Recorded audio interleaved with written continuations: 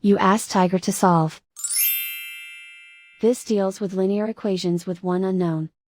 The final result is x equals 4. Let's solve it step by step.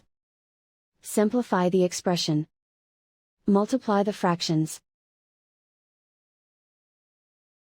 Break up the fraction. Find the greatest common factor of the numerator and denominator. Factor out and cancel the greatest common factor. Swap sides. Group all constants on the right side of the equation. Add 4 to both sides. Simplify the arithmetic.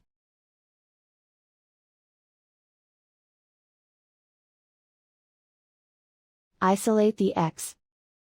Multiply both sides by inverse fraction 2 over 9.